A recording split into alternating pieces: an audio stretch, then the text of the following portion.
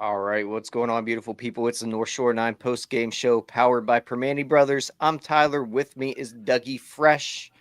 If you're hanging out with us here during the Steelers preseason game, we appreciate you.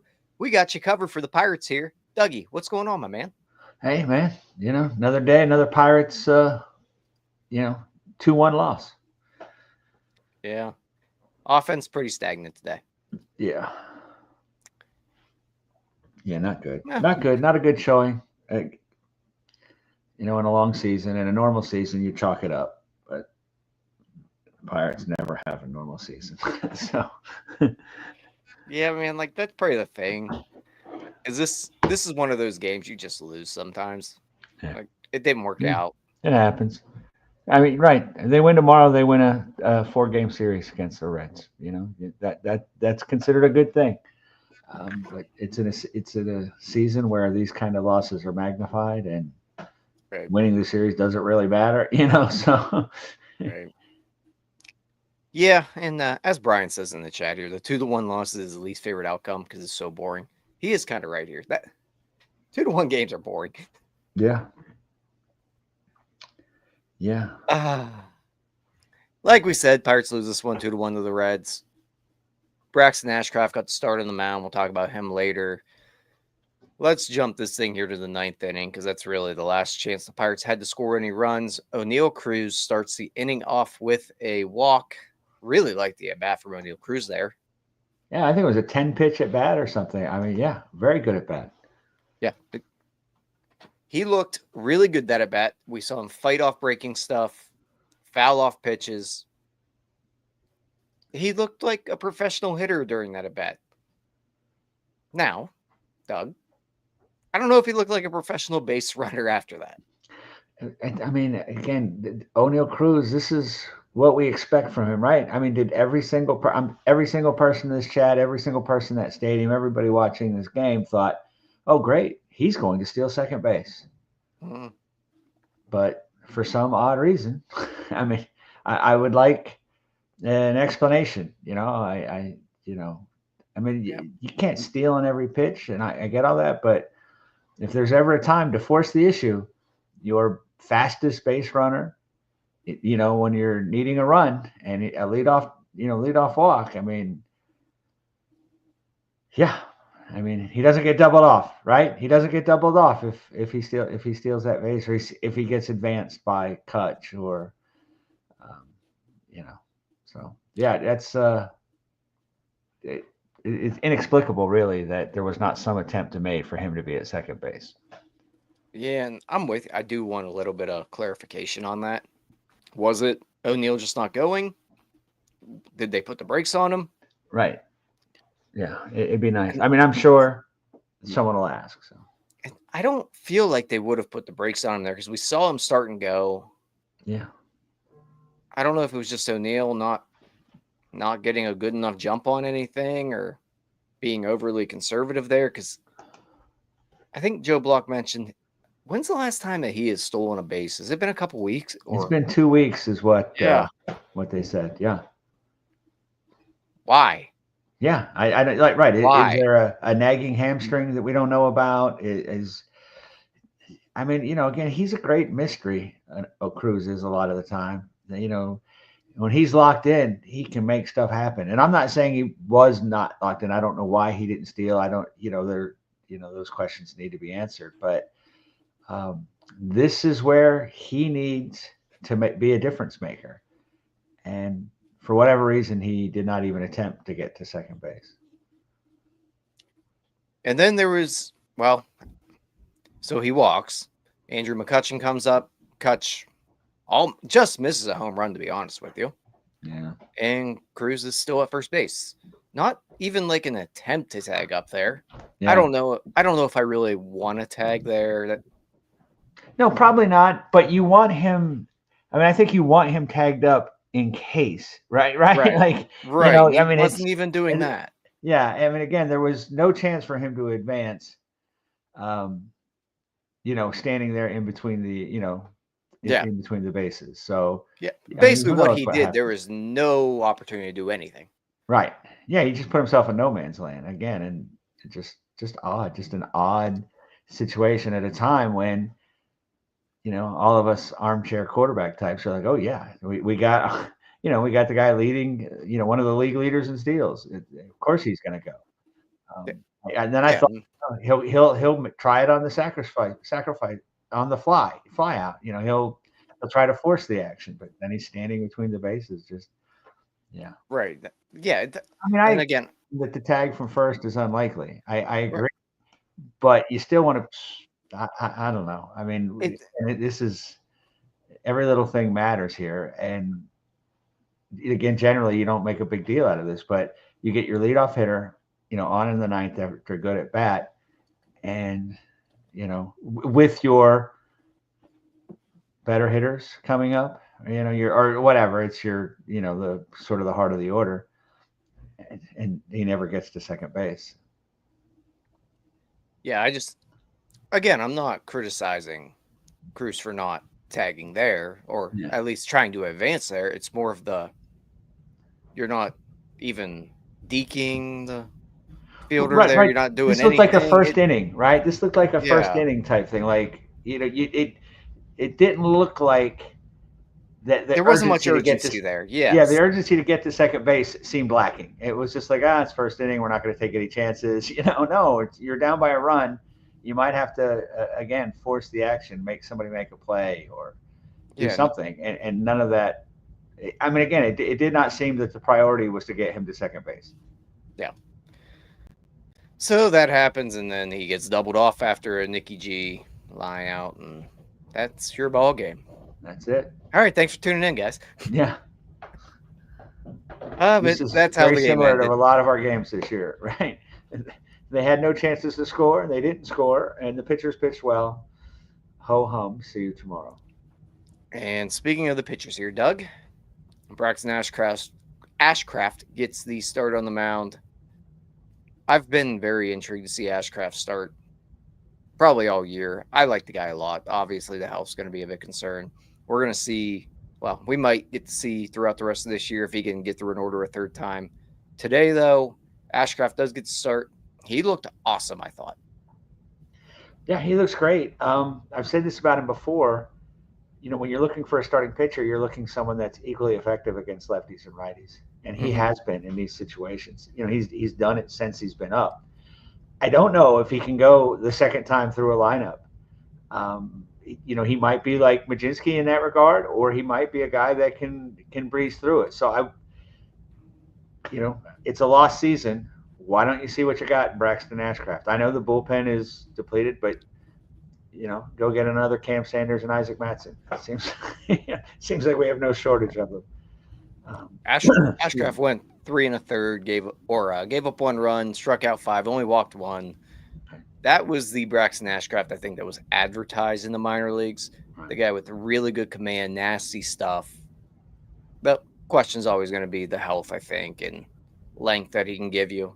But today looked like what I think we expect to see from him. A guy that is really good when he's healthy and can give you innings. Yeah, and 3 inning spurts, for sure he's lights out. I mean, he's done it a couple times, and the stuff is nasty. The command is great. He looks like he has a real good approach. I mean, the question, and I don't know if it's a answer that the Pirates want, are looking for. I mean, maybe they just want him in this role, but I would like to, see him start again in 5 days. I'd like to see if he can go 4 innings. 5 days from now, what day is that? Oh gosh, you're asking like, I mean. Well, now I need how many more? Thursday? What gets us to August 15th? Oh yeah. Yeah, well, no, because this is what the 9th. This is the 9th, but is there an off day in here? Please tell I me haven't there's looked at the calendar here, but I a- feel like there's got to be an off day at some point here. Let's see. What day are we on? So Yep, he we should have the 15th. There will be an off day on the 14th. 14th. Yeah. So his The next start would be the 15th 15th would be against the his next start, which just magically might be when Bubba Chandler is suddenly ready. Yeah. I'm not sure about. I don't know if Bubba's ready. I think he might be ready by the 15th. For those who don't know, It's Bubba really Chandler, amazing. Yeah. the Amazing. projections are that if around the 15th, if Bubba Chandler comes up, he'll maintain his rookie eligibility for next year, which then gives the Pirates an opportunity for one of them incentives for the no, it's the incentive for the draft. No, it's right. If he starts the season, correct, yes. Yeah. So if they hold him down to we've kind of heard around the 15th, he would maintain his rookie eligibility going into next year. If he starts the season with the Pirates, wins Rookie of the Year, then they get a draft pick out of it. So yeah, I would venture to guess we're getting pretty close to that mark. Yeah, can he beat Connor Griffin for Rookie of the Year? I don't know. It'd be quite a race. Now, maybe it all shakes out to be a push, just like Ryan's bet today. Ryan had the first 5 innings, Pirates money line, ended up being 1-1 at that point. Poor Ryan, he's struggling, dog. It's not, it's not a loss, but you're not going to the window, as they say with that. You're not. And once again, if you feel like fading Ryan on FanDuel, follow us on Instagram. Check out Ryan's lock. Fade it. You'll probably win some money. Yeah, I think we've found a sound strategy for you. So yeah. You know what? If Ryan starts winning, maybe I'll give some picks, and then you can fade me. Yeah, there you go. Because God knows I don't know. Ready. I've got some ready. So football season's coming up, so I'm fully prepared to have some losses here, responsibly. So again, Braxton Ashcraft, 3 1/3, 5 strikeouts, 1 earned run that Majinski ended up giving up at the inherited runner. Majinski did replace him there in the 4th inning. Another solid outing from Majinski out of the bullpen. Yeah. I think he's at a 2.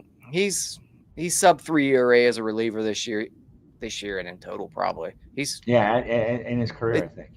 Yeah, it's kind of crazy here, Doug. The guy's a reliever and he's really good in the bullpen. Yeah, I know. It's a weird concept. I know there was groups of people who thought that prior, but they weren't able to figure it out. Yeah. I mean, he looks good. He looks like a just tremendous asset to have in the bullpen because he can give you 3 innings, or he can come in the 8th inning and shut it down. So he looks like to be a very versatile tool, and any bullpen would be thrilled to have somebody like him in there. So yeah, I'd like to keep seeing him doing his thing. He looked really good. That was a great. He allowed the inherited runner. Whatever. The pitching staff allowed 2 runs. This game is not on them. Today is a good day to fire Ben Cherington. There we go. We have to check that box every time we're on here. I've got to get it in there because it's just absurd. This team scored 2 runs. And right, so again, the focus isn't on Cruz. It's on the entire offense lack of production. But I mean, they got 11 strikeouts today, and it was Ashcraft, Majinski, Barucki, Matz, and Sanders. Those are the guys you threw today. They gave up 2 runs. You're not throwing your horses with that group. No.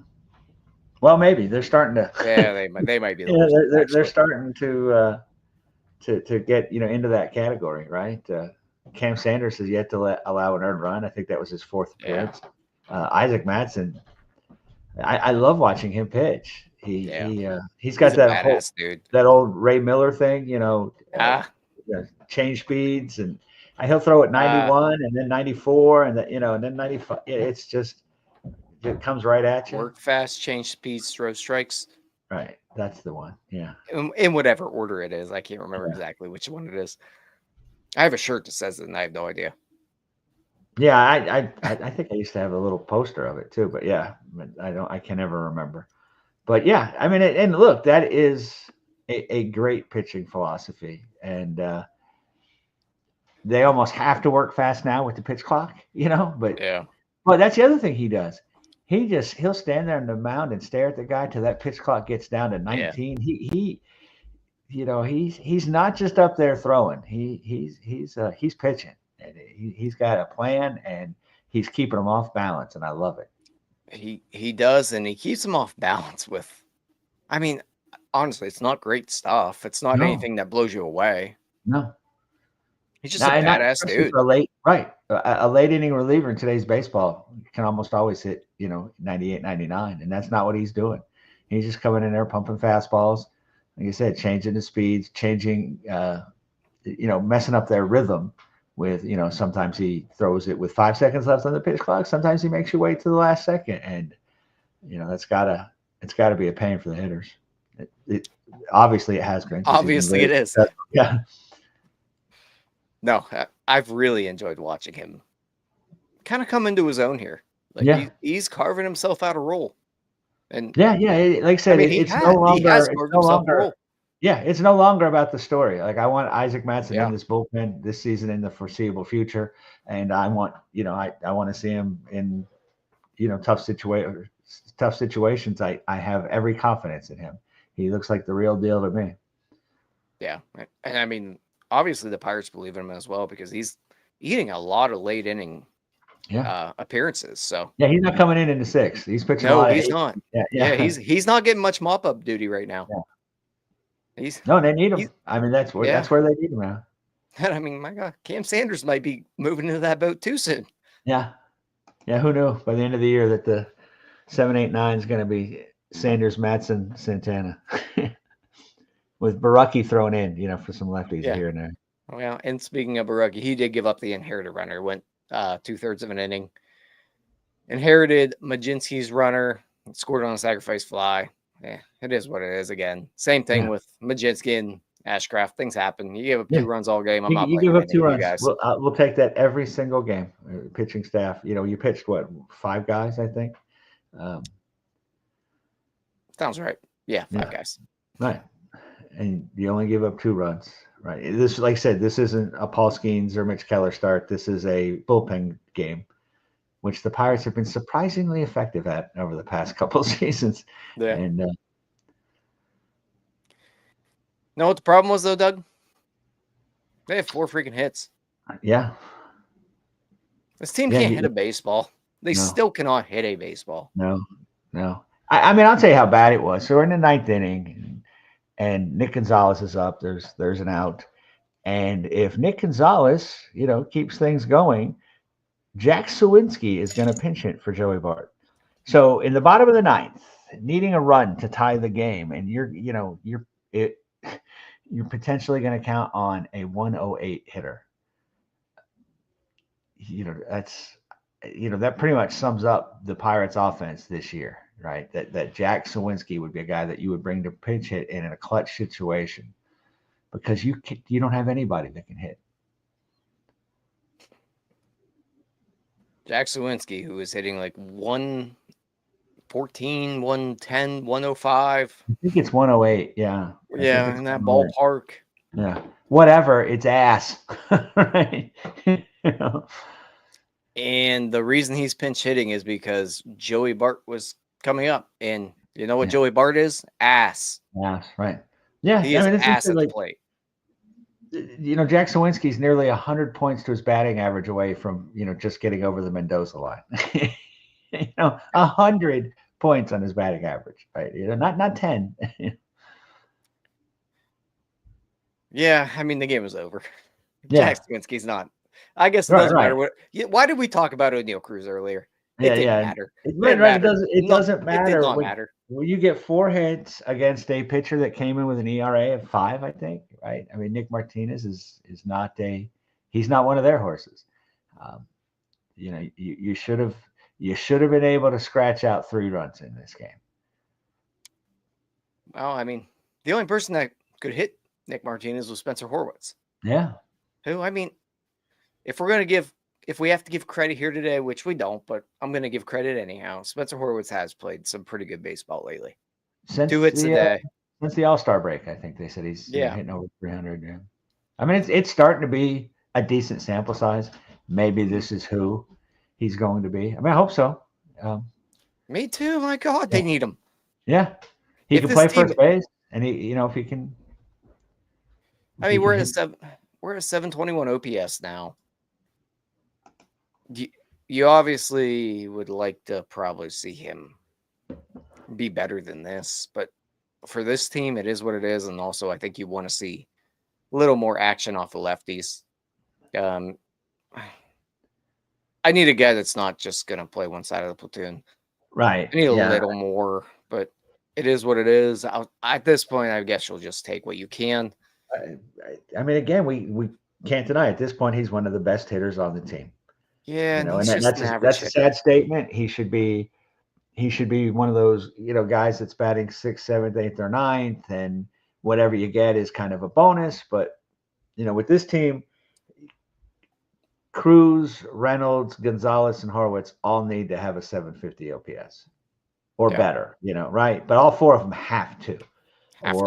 It's because you're going to be carrying a Triolo, a Davis, and whomever else they get to plug in somewhere. So if those guys don't produce and consistently, that's one of the problems. One of the big problems that affects is that there's not a single guy in here that just gets a half point of WAR each month, right? We go through 2 months of nothing, and then some hot stuff, and then another 2 months of nothing, right? Like we need like just 4 or 5 guys that just plug away, hit 240, with a OPS of 725 every month, Yeah, so in August here, Horwitz hitting 290, well, before today, 296, 367, 556 slugging. He was bad in July. He was not good in July. No. So, yeah, you need this guy to, like you said, to be a 750 OPS guy. 740, 750 in that ballpark. Yep. He has to be. It has to be, right. For this team, based on what they're doing and how they construct this lineup, he has to, right? Yeah, it's not, you can't get anything less, or there's just not much of a chance for this team to score those 4 magical runs each game. You need Spencer Horwitz to produce. And I do agree with Brian in here and that's what I'm getting back to. Brian mentions in here, need to give him more at bats against lefties. That's what I'm talking about. You got to just let this guy ride it out every day. Yeah, there's no reason not to. Let's not do this platoon thing with him. I like Peggy. I want to see more of him. I don't need Peggy to face lefties and play first base. I need Horwitz to play first base against lefties. We got to find out if this guy can play every day. Right. If Peggy's playing and Horwitz is playing, that means like Triolo is sitting, that's not the end of the world. I mean, I love Triolo, love the glove, but he can't hit, right? So if Peggy's getting some at-bats from him to see what Peggy can do, that's fine with me. We know what Triolo is. There's no question to be answered there. But we're not sure what Peggy is. We're not sure what Horwitz. I mean, we know that Horwitz is pretty bad against lefties now, but the only way for him to get better is to see lefties. And in a season where you're 112 games under 500, I think it's the time to do it, right? I don't want to start that experiment next April. Right. Well, moving on to the next group of people here. Nick Gonzalez had, I thought, a decent day. He hit the ball hard. Really, he's been good. He's been one of the just steady not problems of this team. Right. Because he's not one of those guys that's super streaky. Yeah. We haven't seen the stretches, and of course he was injured for a while. We haven't seen the stretches from Nick Gonzalez where he just falls apart and looks awful. Right. He has good at bats. He can play the position well enough. He can also, he can play second, third, and shortstop on this team for sure. Yeah. So he gives you, and he's pretty consistent. His OPS is 726. Again, you'd like to see that up to 750 or so, because again, he's playing next year. He's getting at bats, and we're going to count on him to carry a big part of the offensive load. You mean Nick Gonzalez will be in the lineup? Are you sure? Yeah. Yes, I am. I don't know. Yeah. There's a lot of competition out there for second base. Yeah. I mean, they have every second baseman ever, but Right. I mean, we collect second basemen. None of them can play for the most part, but we got them. Right. Still don't understand why Nick York isn't here. It makes no sense to me. Doug, I don't understand a lot of things. Yeah. It's a great day to fire Ben Sherrington. Yeah, it's a good day. Yeah, I have no faith that Nick York can do anything, but I think he could hit 108 like Jack Sawinski. So, maybe 117. So, might be a little more productive. So why isn't he here? Why are we still running Jack Sawinski out there? Nothing against Sawinski. Love the kid, but I think he's proven, that he can't hit at all. Not even a little bit. Yeah. Hey, I'm still riding with my guy. Yeah. I'm really not. Yeah, it's a short ride, and it's not going anywhere good. I don't know, man. Like, do I need to see some of these other guys play? No. But also, I understand people who don't want to see more Jack Sawinski because chances are that we know who he is. Right. I think the question has been answered, and I know it might have been. He hit 26 home runs one year, but even that was all in a 3-week span. It seemed like, he had some terrible stretches. Yeah, pretty much. Yeah, Brian's right again. Brian's on fire in the chat tonight. He is.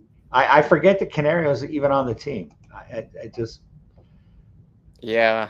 I don't understand his roster. I actually don't get that one. Why is he here? Yeah. What are we doing? Yeah. He doesn't play. He doesn't play. I mean, right. Obviously, you don't believe in him. The Pirates don't believe in him because he doesn't play. He is just taking a spot on this team. Yeah. I mean, good for him. He's getting that major league minimum at least. Yeah. But, Yeah, true. I guess. It all came down to they just didn't capitalize on anything today, though. Right. Oh, and there wasn't. I mean, the bigger problem is there wasn't anything to capitalize on. Right. 4 hits, 4 walks. I mean, they had the Jared Trillo double. Yep. I think on the third and did nothing with that. They faced Nick Martinez. Yeah. That double put Sawinski up to. Oh yeah, Trillo did score. Yeah, you're right. Yeah. And his OPS is all the way up to 550. Yeah, that was around the time that the Steelers were playing, and I was going back and forth. Had to see that Skylar Thompson touchdown, did you? Yeah, had to. Had to watch Mason Rudolph throw a touchdown to Washington. Yeah. And then I'm dunking over the goalpost. There you go. That's a big boy there. Yeah, you're right. Yeah. We had the Trillo double. I don't know, Doug. I don't know. It was a bad day. It was just a bad game. Boring game, right? Yeah. Do you have anything else to add? I got nothing tonight. No. It was just a clunker of a game that there's not much. Tomorrow. Hopefully that means Henry Davis will catch him, and hopefully he bounces back from his little outing thing. His poor outing last time where he was, for 3 innings, he looked like Greg Maddux and then just fell apart. So, that'd be a nice step for him to come tomorrow and have a good outing. Yeah, hopefully we have a good Burrows start and we'll go from there with it. And he's one of those guys I think you want to see a lot more from and see how he does the rest of this year because he's fighting for a rotation spot next year. Yeah, I think he's got a really good opportunity at getting one. So, well, we'll be back with you tomorrow on the post game. I think Jim is back tomorrow, so I don't know who he's on with, but Jim's gonna do a post game. Jim is back in town, and he's got tomorrow's post game. I can't remember who it's with. Yeah, I have no idea. I know it's not me. It's not me either because I am tapped out for the week. Yeah, you're getting overexposure like you've been on every night. Yeah, people are tired of me. All right, Doug, you ready to get out of here? Absolutely. No sandwiches, guys. Sorry. Yeah, thank you guys for tuning in. Stick with us tomorrow. We'll be live after the game, and also follow us on Instagram. We will be giving out Ryan's lock. Make sure you fade that. Love you all. Thanks for tuning in. We're Thanks, outta here. guys. Let's go Bucks. All right, that wraps up this episode of North Shore 9. Thanks so much for tuning in. Whether you're listening on the podcast or catching us on YouTube, if you enjoyed the show, please give this video a thumbs up and don't forget to hit that subscribe button if you haven't already. It really helps us grow. And if you're listening on the podcast, a quick review goes a long way in helping others find the show. Plus, be sure to tell a friend about us. There's always room for more here in the NS9 community. And for those looking to support us a little more, consider joining our Patreon, become an MVP member, and get exclusive perks while helping us continue to bring you more of the Pirates content you love. Thanks again for all your support, and let's go Bucks.